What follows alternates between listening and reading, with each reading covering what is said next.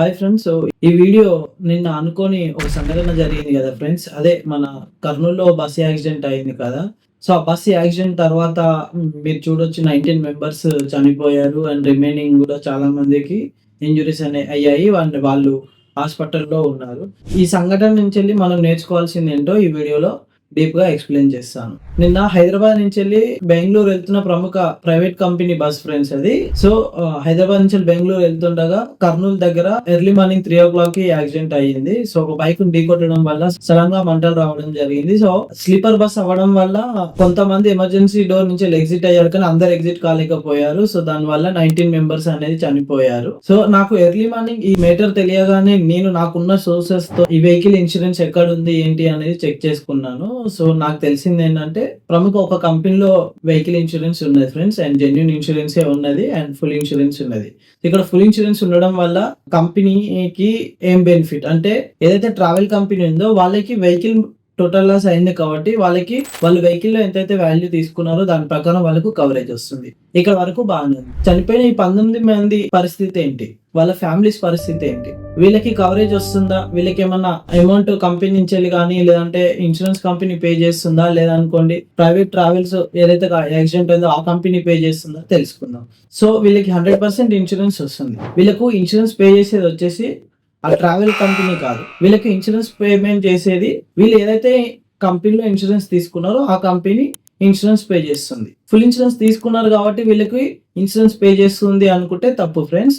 So, వీళ్ళు third party insurance కూడా ఉన్నది కాబట్టి వీళ్ళకు ఆ థర్డ్ పార్టీ ఇన్స్యూరెన్స్ ఏ కంపెనీలో అయితుందో ఆ కంపెనీ వీళ్ళకు ఇన్స్యూరెన్స్ పే చేస్తుంది. సో, ఇక్కడ ఇంకొక చిన్న డౌట్ రావచ్చు ఎంత పే చేస్తుంది అని. సో, అది మీకు వాళ్ళ ఏజ్, వాళ్ళ ఇన్‌కమ్ సోర్స్, వాళ్ళ మీద ఎంతమంది డిపెండ్ ఉన్నారు వాళ్ళ ఫ్యామిలీ మెంబర్స్. ఇదన్నీ చెక్ చేసుకొని దానికి తగ్గట్టు వాళ్ళకి కవరేజ్ వస్తుంది. ఒకరికి 30 లాక్స్ రావచ్చు, ఒకరికి 20 లాక్స్ రావచ్చు, ఇలా కొందరికి 1 సీఆర్ రావచ్చు, లేదనుకో 10 కోట్లైనా రావచ్చు. బట్ ఇన్సూరెన్స్‌లో మాత్రం కంపల్సరీ కవరేజ్ వస్తుంది. మీకు ఆ కంపెనీ పే చేసిన అప్రాక్సిమేట్ ప్రీమియం చెప్తున్నాను. ఇంక్లూడింగ్ థర్డ్ పార్టీ అండ్ వాళ్ళ వెహికల్ డ్యామేజ్ కోసం తీసుకున్న ప్రీమియం అప్రాక్సిమేట్లీ వాళ్ళు 58,000-62,000 మధ్యలోనే కట్టారు. ఈ కట్టిన ప్రీమియంలో చూసారా మీరు వాళ్ళు ఒక 60,000 పే చేయడం వల్ల వాళ్ళ వెహికల్ కి కవరేజ్ వస్తుంది. ఈ 19 మెంబర్స్ కి ఫర్ ఎగ్జాంపుల్ రఫ్లీగా చెప్తున్నా చనిపోయిన వాళ్ళ ఫ్యామిలీకి ఒక పర్సన్ కి 10 లాక్స్ వస్తుంది అనుకోండి. అంటే 19 మెంబర్స్ కి ఎంత వస్తుంది? 1,90,00,000 అవునా? వీళ్ళు కట్టింది ఎంత? 50,000-60,000. సో, ఇది ఇన్స్యూరెన్స్ అంటే. చాలా మంది ఇన్స్యూరెన్స్ తీసుకునేటప్పుడు మాకెందుకు ఇన్స్యూరెన్స్? అసలు మేము బండి బయటికే మాకు ఇన్స్యూరెన్స్ వద్దు. ఒక్కటి గుర్తుపెట్టుకోండి. ఎస్పెషల్లీ ట్రావెల్ ఏజెన్సీ వాళ్ళు. మీరు ఒకవేళ కమర్షియల్ వెహికల్ యూజ్ చేస్తున్నట్లయితే మీరు commercial vehicle passenger vehicle use చేస్తున్నారా? లేక గూడ్స్ క్యారేజ్ యూజ్ చేస్తున్నారా? మీ ఇష్టం. బట్ కంపల్సరీ ఇన్స్యూరెన్స్ తీసుకోండి. అట్‌లీస్ట్ థర్డ్ పార్టీ ఇన్స్యూరెన్స్ తీసుకోండి. ఇదే సినారియోలో ఒకవేళ మీకు ఫుల్ ఇన్స్యూరెన్స్ లేకుండా థర్డ్ పార్టీ ఉన్నా కూడా వాళ్ళకి కవరేజ్ వస్తది. కాకపోతే ఫుల్ ఇన్స్యూరెన్స్ లేదు కాబట్టి మీ వెహికల్ కి మాత్రం కవరేజ్ రాదు. ఇప్పుడు మీకు ఇంకో డౌట్ వస్తది. అసలు ఫుల్ ఇన్స్యూరెన్స్ అంటే ఏంటి? థర్డ్ పార్టీ అంటే ఏంటి? చెప్తా. నెక్స్ట్ వీడియో కూడా అదే మనది. అసలు థర్డ్ పార్టీ అంటే ఏంటి? ఫుల్ ఇన్స్యూరెన్స్ అంటే ఏంటో కూడా ఎక్స్‌ప్లెయిన్ చేస్తాను. బట్ ఈ కంపెనీ ఇప్పుడు థర్డ్ పార్టీ ఇన్స్యూరెన్స్ తో తీసుకోవడం వల్ల చూసారు కదా 1,90,00,000 అప్రాక్సిమేట్లీ చెప్తున్నా అంతమందికి కవరేజ్ ఇస్తుంది. అప్రాక్సిమేట్లీ నేను చెప్పేది. అది ఇంకెక్కువనే ఉండొచ్చు కానీ తక్కువ అయితే ఉండదు. నా దగ్గరికి రెగ్యులర్‌గా మినిమమ్ టు మినిమమ్ ఒక మంత్లీ ఒక 30 నుంచి ఒక 50 మెంబర్స్ వరకు క్యాబ్ ఇన్స్యూరెన్స్ కోసం వస్తారు. అన్న నా బండికి ఇన్స్యూరెన్స్ చేయాలి ఎంత అవుతది? మన ఎగ్జాంపుల్ ఒక 14,000 అయితది మీ షిఫ్ట్ వెహికల్‌కి థర్డ్ పార్టీ అయితే. ఫుల్ ఇన్స్యూరెన్స్ అయితే ఒక 18,000 అవుతది అని చెప్తా. అంతగానమా అన్న థర్డ్ పార్టీ చూడు ఇంకేమైనా తక్కువ అవుతది. యాస్ పర్ గవర్నమెంట్ రూల్ 14,600 అవుతుందన్న. సరే చూస్ చేద్దామన్నా 14,500 వరకు అవుతదన్న. అదేందన్నా అంతగానం ఎందుకు? 14,000 సరే ఉన్నప్పుడు చేసుకుంటది.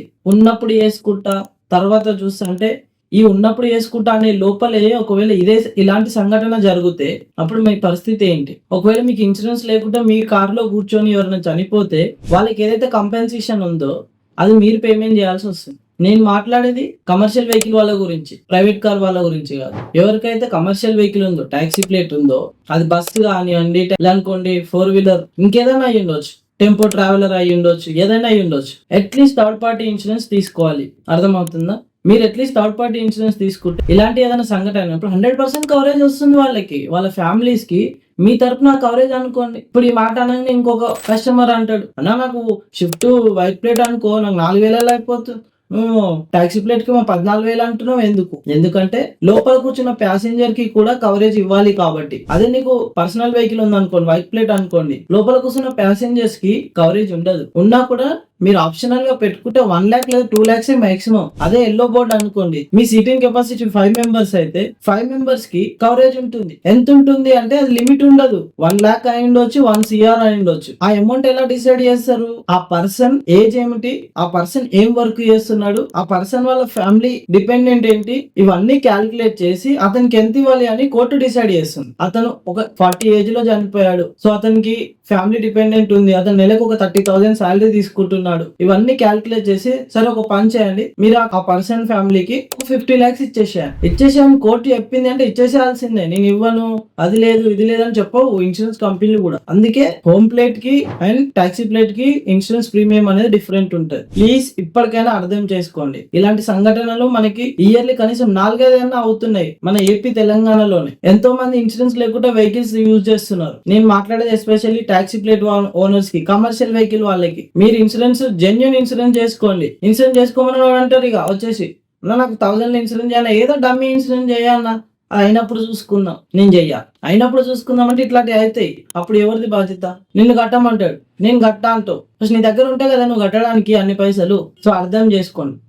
సొప్పో చేసి మీరు అట్లీస్ట్ థర్డ్ పార్టీ ఇన్సూరెన్స్ తీసుకోండి. లేదనుకోండి ఇంకోటి, మీకు బస్సులకు కానివ్వండి, టెంపో ట్రావెల్స్ కానివ్వండి, అండ్ ఆల్మోస్ట్ ఆల్ వెహికల్స్ కి థర్డ్ పార్టీకి ఫుల్ ఇన్సూరెన్స్ కి మ్యాక్స్ టు మ్యాక్స్ అంటే నేను ఎక్కువలో 5,000 to 7,000 డిఫరెంట్ ఉంటుంది. ప్యాసింజర్ వెహికల్లో full insurance max to max. అది కూడా అంటే మీరు తీసుకున్న బండి వాల్యూ మళ్ళీ డిప్రిషియేషన్ అంటే అప్పుడు డిఫరెంట్ వస్తుంది. కానీ జనరల్గా థర్డ్ పార్టీ ఒక 14,000 ఉంది అనుకోండి, ఫుల్ ఇన్సూరెన్స్ ఒక 18,000 ఉంటుంది.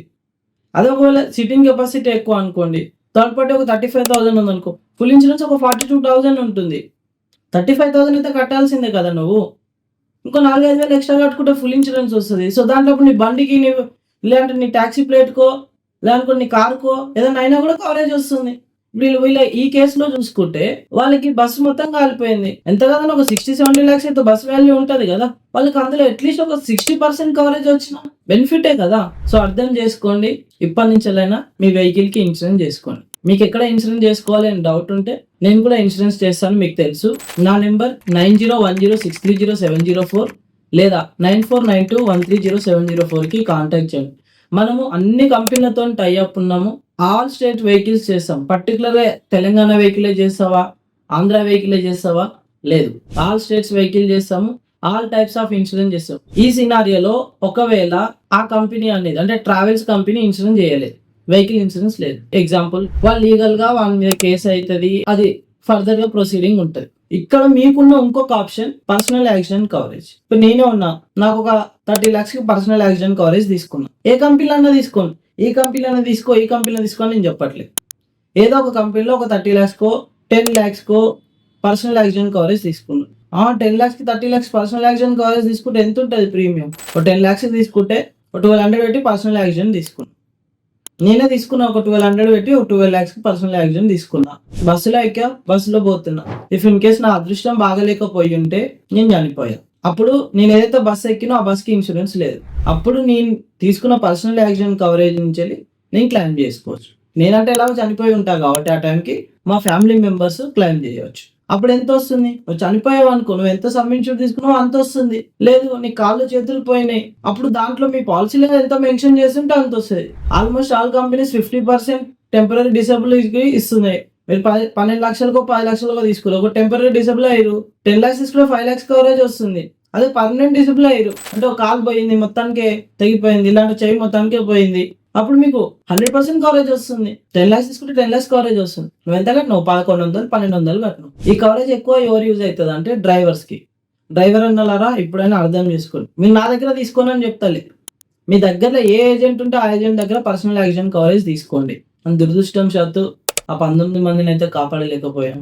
సో ఐ హోప్ ఈ వీడియో మీ అందరికీ అర్థమైంది అనుకుంటున్నాను. ఈ రోజు నుంచిలైనా మీ వెహికల్ కి ఇన్సూరెన్స్ లేకపోతే ఇన్సూరెన్స్ చేసుకోండి. It's my humble request. Thank you friends.